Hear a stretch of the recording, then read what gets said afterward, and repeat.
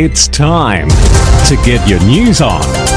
We are VK1WIA. And into the news we go. The news for week commencing July 21, 2024. And this week, Giles Kirby, VK5GK, delivering the WIA Director's Update. Editor-in-Chief of Amateur Radio Magazine, Roger Harrison, and issue number 4 of AR Magazine is at the printers. Last week, both Felix, VK4FUQ, and myself, Graham, VK4BB, told you of the WIA consultations in progress. This week, Grant, VK5GR, with more news about the current activities underway within the WIA Technical Advisory Committee. And from Alara, the Australian Ladies Amateur Radio Association, Leslie, VK5LOL, and the 2024 Alara contest. We are VK1WIA. This is Giles Kirby, VK5 Golf Kilo, delivering the WIA Director's Update. Greetings from a wintry and cold South Australia. The kind of weather where you need a pair of 6JS 6Cs glowing warmly, keeping the shack cosy. I'm pleased to announce that the RSGB has approved the WIA use of their online EMF tool. This is, I'm advised, a very good tool and will go a long way towards assisting us in meeting our safety requirements as amateur radio operators, a critical step in future high-power discussions. We currently have a couple of consultations on the WIA website. The grant, VK5GR, will discuss in more detail. My one comment is that I encourage you to get involved and provide feedback if you have it. On a very positive note, WIA membership continues to increase, a testament to the hard work of our members and volunteers in spreading a positive message. On a personal note, I'd like to thank the Adelaide Hills Amateur Radio Society, an affiliated club, for their Hamfest last weekend, and a good choice of venue. My young daughter loved the playground out the front. This has been Giles Kirby, VK5 Golf Kilo, delivering the Director's Update, 73s. This is Editor-in-Chief of Amateur Radio Magazine, Roger Harrison, VK2ZRH.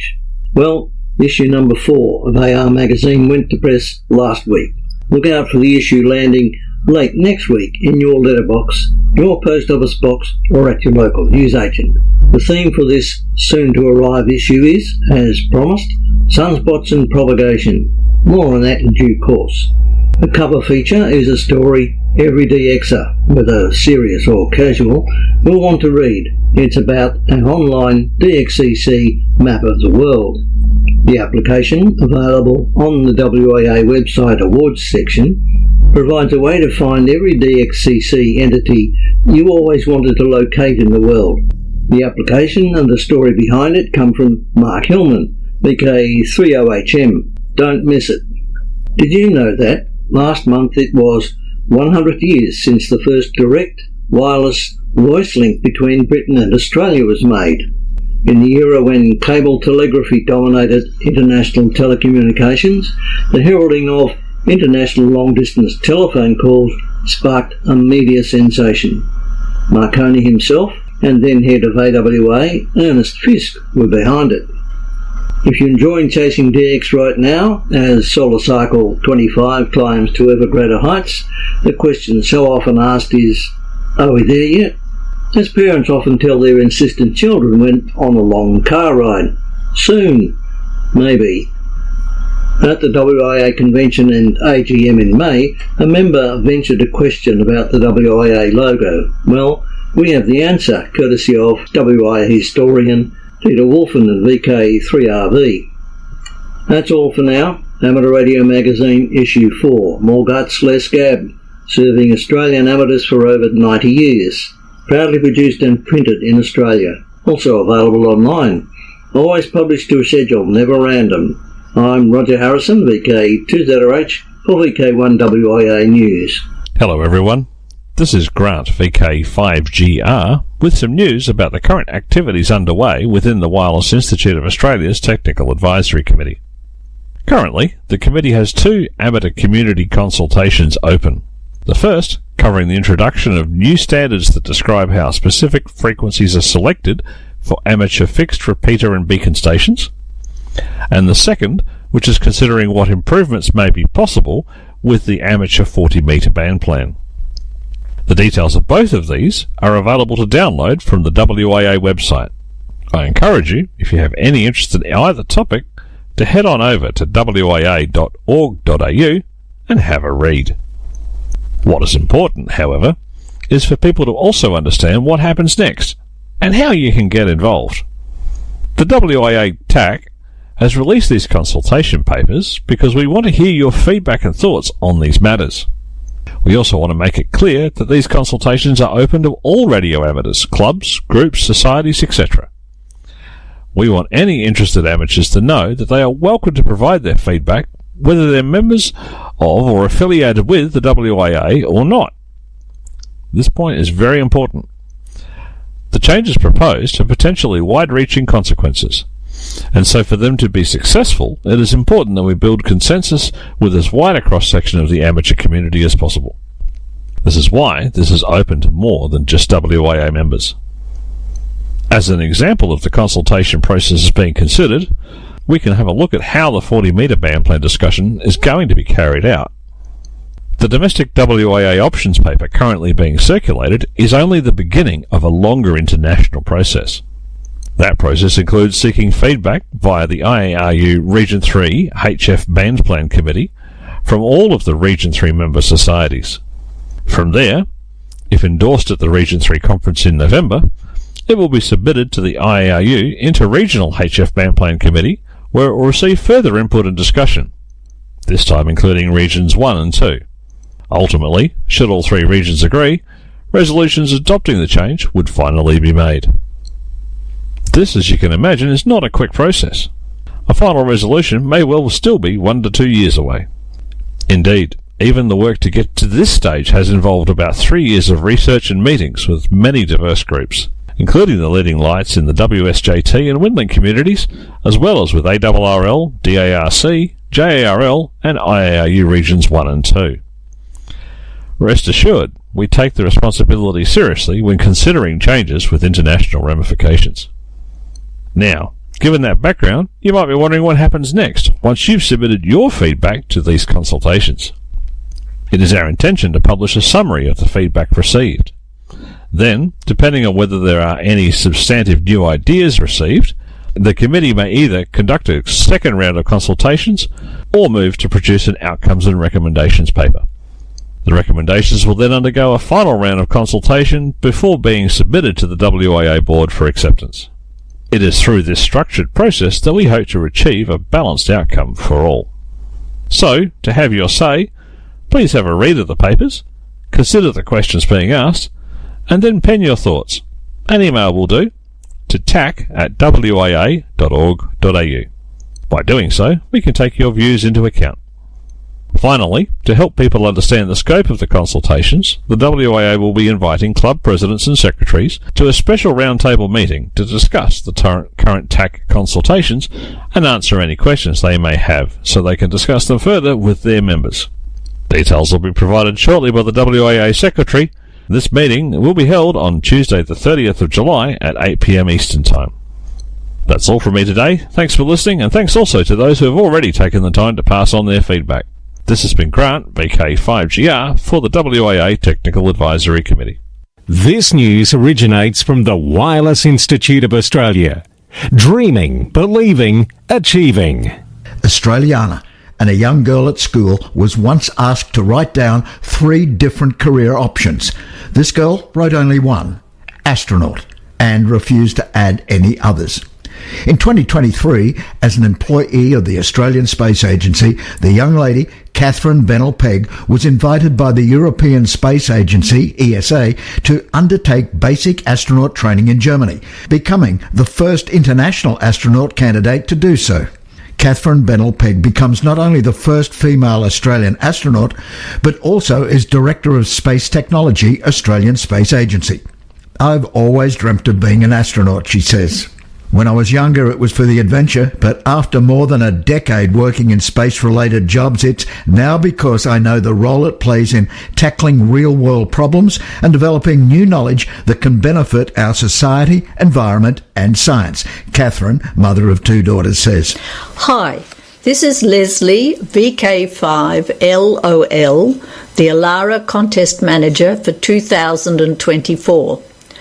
Just letting you know that the Australian Ladies Amateur Radio Association, ALARA, is holding our contest on the last full weekend in August, Saturday the 24th and Sunday the 25th, from 0600 hours on Saturday until 559 hours on Sunday. In this contest, OMs only score points for contacting YLs. YLs score points for contacting OMs and other YLs. The contest is about encouraging YLs to come up on the radio. We would also like our younger folk to come up on air via Scout or Girl Guide groups. All details for the contest can be found on our website, alara.org.au.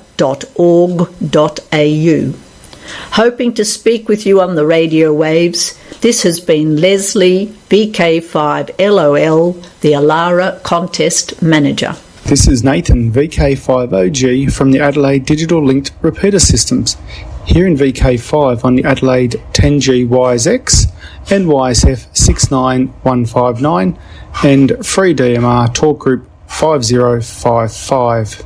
You can hear the WA National Broadcast and the local VK5 news every Sunday morning from 9am and 7pm every Sunday evening. We would like to thank VK5ZEY Phil Kern Wi-Fi, who has put together the Adelaide 10G YSX and YSF system. Together, we'd also like to say a huge thank you to Aussie M0GLJ from the UK, who looks after the YSF to free DMR bridge on talk group 5055. Hope to catch you on the air. This has been Nathan, VK5OG, from the Adelaide Digital Linked Repeater System. From here, there and everywhere, you've tuned to the Wireless Institute of Australia's national news service. We are VK1WIA. Now with international news, Jason, VK2LAW. Hello. Recently published public records revealed that ARRL was a victim of a ransomware attack that ultimately resulted in services such as Logbook of the World being offline for several weeks. While data belonging to ARRL members and users of ARRL services weren't directly affected by the attack, public records revealed that up to 150 ARRL employees did have personal data compromised. At this stage, there's no evidence that compromised data was misused. Web-based blog bleepingcomputer.com says ARRL has not linked the attack to a specific ransomware gang, but sources told them, Bleeping Computer, that the embargo ransomware operation was behind the incident. However, this ransomware group first surfaced in May and has since added only 8 victims to its dark web leak site, some already removed, likely because they've paid a ransom. ARRL has yet to be listed. First Mac Limited, the largest non-bank lender here in Australia, is one of the victims who had over 500 gigabytes of stolen data leaked on Embargo's website. In an unrelated issue last Monday, the 15th RSGB in the UK announced, "We've lost internet connection at RSGB HQ, and so our computer systems and phones are not currently available. Our IT team is currently investigating the issue with our service provider." That British problem has since been rectified. If the radio industry is to convince automakers to keep AM radio in the dashboard, the global car market may require an international effort. While US broadcasters continue to push for legislation that would require all dashboards to feature AM/FM radio, similar efforts are also underway in Europe. The European Broadcasting Union is reportedly seeking meetings with the big car makers there, including BMW, Volvo and Mercedes. The EBU is looking to lobby for all cars to continue featuring broadcast radio as part of their entertainment systems. Radio is thriving in Europe. In Europe, listeners choose radio about 70% of the time, more than all other audio sources combined. People love it. Just press a button and it's there, boasts an EBU-produced video promoting broadcasting. Similar to the arguments made by the broadcasters in the US, the radio industry in Europe touts the role radio plays in providing live programming during times of crisis, as well as the high level of trust that broadcasters have. The EBU says many car makers are already making it hard to access the radio by burying the radio button in a complex journey of swipes and taps.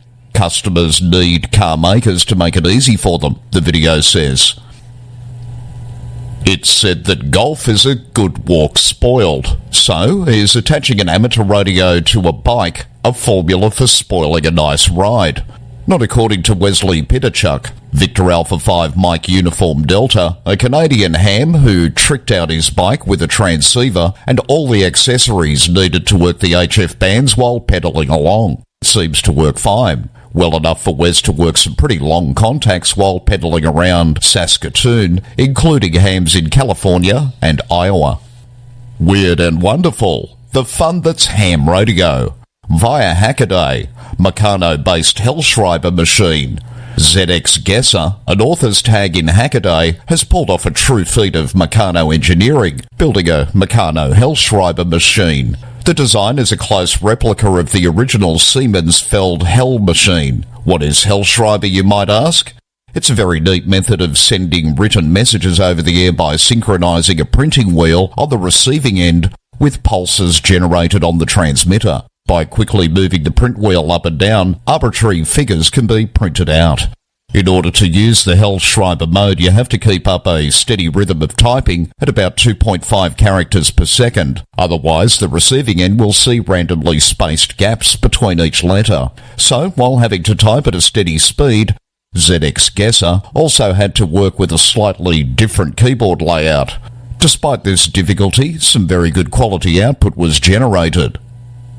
That's it for this week from the International News Desk. For VK1 WIA National News. In Sydney, I'm Jason, VK2LAW. We are VK1 WIA. Now, operational news with VK4 FUQ. Felix. Hello there. What a huge weekend of contests this July 2021 weekend is shaping up to be. Reaching the age of 90 is no small achievement. Hams in the Liga de Amadores Brasileiros de Radio Musical, or LABRE, perhaps know that better than anyone, as their amateur radio organisation, the oldest in Brazil, marks its 90th anniversary. The Hams are launching a special contest to mark the occasion. The LABRE contest will be held on the 20th and 21st of July, and hams around the world are being invited to contact their counterparts in Brazil using SSB and or CW. Organisers are hoping that contests will be made on all the eligible bands and are encouraging participants to use as many of the bands as possible. RSGB has announced that Sunday, 21st July, the International Low Power contest runs from 0900 hours to 1200 hours and from 1300 hours to 1600 hours UTC, using CW on the 80, 40 and 20 metre bands. The exchange's signal report, serial number and transmitter power. Trans-Tasman Low Band Contest, July 21st. The Trans-Tasman Contest, always held in the third weekend in July, aims to encourage low band activity between VK and ZL. Only contest bands 160, 80 and 40 metres are allowed with SSB, CW and digital, that is RIDI or PSK. Yoda Contest 2024, also this weekend. Organised by the IAAE Region 1 Youth Working Group in cooperation with the Hungarian Amateur Radio Society, the aim of the Yoda Contest is to increase youngsters' activity on the air, strengthen the reputation of the Yoda program and demonstrate support for youngsters across the world. The second session of this year's Yoda Contest will run from 10 hours to 21:59 hours UTC on Saturday 20 July on the 5 classic bands of 80, 40, 20, 15 and 10 metres using CW and SSB. Everyone can work everyone. A youth, as defined by the IAAU, is any youngsters 25 years and younger. Dex Window to the World, Thailand. Special event station HS72 King is on the air until July the 29th to celebrate the 72nd birthday of the King of Thailand, also a ham. HS10A. QSL station HS72 King via Logbook of the World. In the world of DX, we're listening for members of the Zurich City Police Radio Amateur Club throughout the year. Operating as HB20SP, the club is marking its 20th anniversary. Unfortunately, no Bureau QSLs, but you can use Logbook of the World. HB20SP runs until December 31st.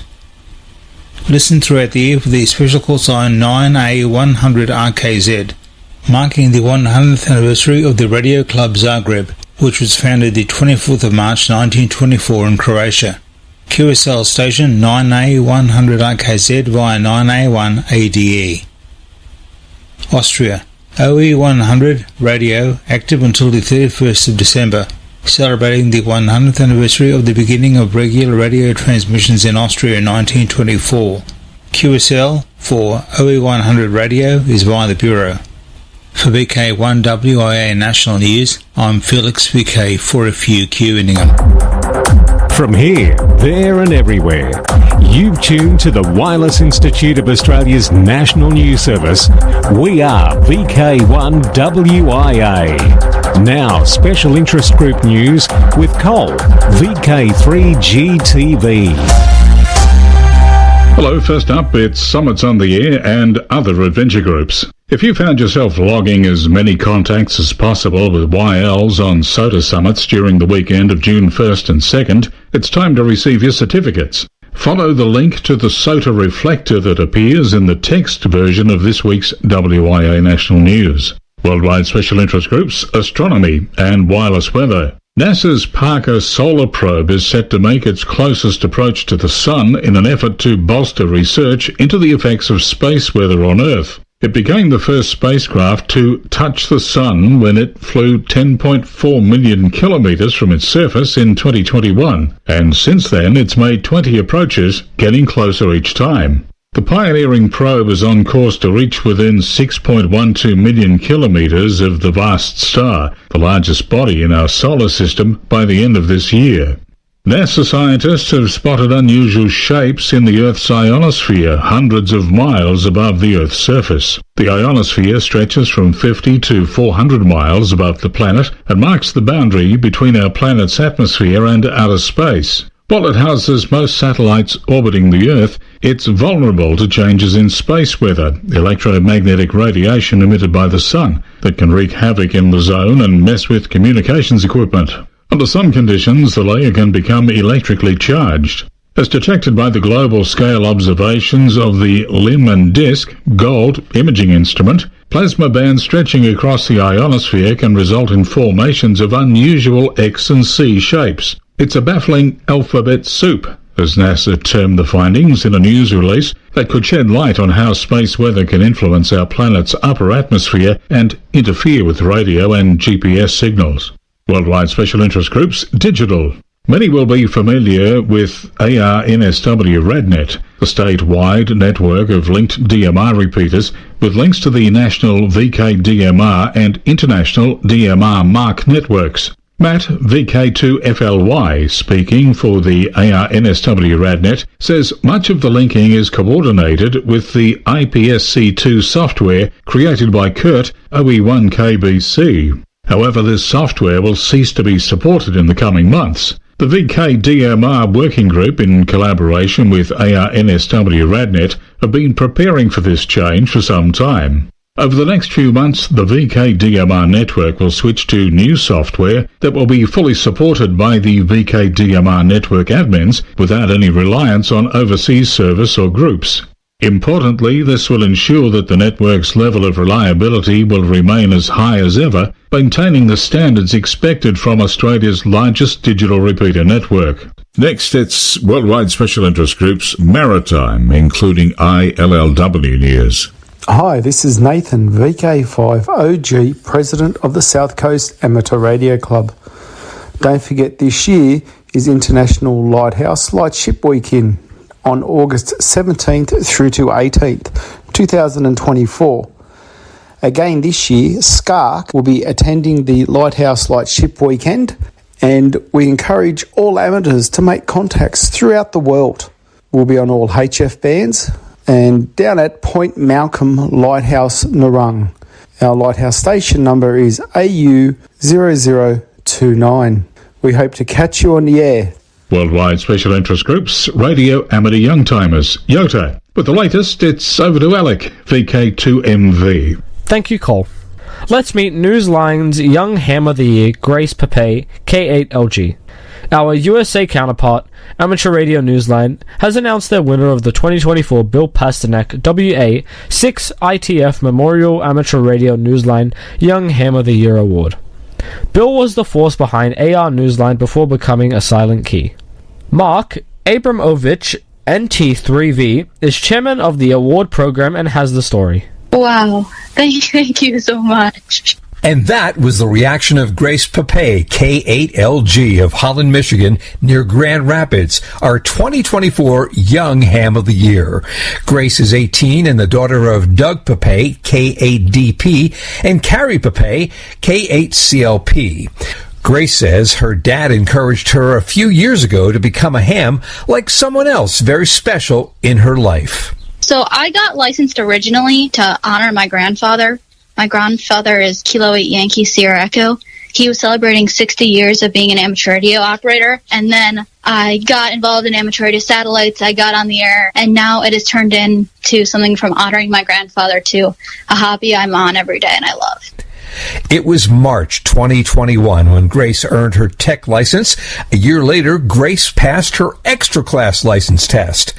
But then came opportunities to attend Youth on the Air camps in Cincinnati in 2022 and Ottawa in 2023. Being able to learn from other youth and having someone that can teach you that's around your age and understand where you're coming from was really helpful. Those experiences, she says, encouraged her to pursue even bigger adventures in the world of contesting. I've been able to be a part of many single-op operations from my home, as well as multi-ops from K3LR and Japan 62 Kilo in St. Lucia. And those have been great experiences for me to learn. But one of my favorite contests that I'm most proud of currently is the ARRL DX sideband contest, where the raw results have me first place for my section and category. Grace has been a regular speaker at the Dayton Hamvention Youth Forum in recent years and volunteers at the Yoda and AMSAT booths. Just a week ago, she spoke at the Dayton Hamvention Contest University Forum. Grace just graduated with honors from Holland Christian High School in Holland, Michigan, and is enrolled this fall at Centerville University, Centerville, Ohio, the alma mater of both her parents. Her plan is to study electrical engineering, a career path she says opened up by her amateur radio hobby. For VK1 WIA National News, I'm Alec, VK2MV in Sydney. Now back to Cole, VK3 GTV. Thanks, Alec and Grace. Worldwide Special Interest Group's Rescue Radio. In New Zealand, the Wyson equivalent is called ARIC, Emergency Comms. In their latest break-in newscast, ARIC is offering assistance with the ZL National System. The national system has been recognised as a critical asset to amateur radio in New Zealand and has a high degree of importance during emergencies throughout New Zealand, providing the equipment is maintained to a high standard. Parts of the national system are ageing, and as equipment ages, its resilience also wanes. As such, ARIC has offered to assist with enhancing works performed on the national system, including replacement on aged repeaters, feed lines and antennas. Assistance from ARIC cannot be guaranteed due to the demands on their funds and availability of resources and people. However, if an application is made and they, 1, are able, and 2, see benefit in supporting infrastructure resilience enhancements, they may be able to contribute. Initial focus will likely be on high-risk sites. Equipment ownership and liabilities will remain with the branch. ZL hams have been asked to take advantage of this offer, as the moment of truth with the national system is that it's working when it's needed, which could be any time. And that's the latest Worldwide Special Interest Group news. I'm Cole, VK3GTV. This is VK1 WIA. All points of contacts from today's news stories are to be found in print when you read the web editions, www.wia.org.au. On the social scene, let's have a look at the next couple of months. In fact, both events are happening in August the 18th and August the 24th. In VK3, it's the Bendigo Amateur Radio and Electronics Club Radio Fest, August 18. And in VK4, Redcliffe Car Boot Sale, Saturday, August 24, at the Clubhouse, McFarlane Park, Kippering. So now, until next we meet, I'm Graham, VK4BB. Walk softly. This has been the Wireless Institute of Australia with the weekly news service. This broadcast is in text, audio and video and is accessed on wia.org.au.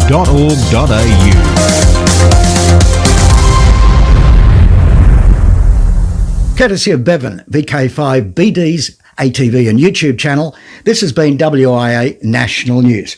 We're back now, live and local, and your voice, your callbacks. And don't forget, tick like.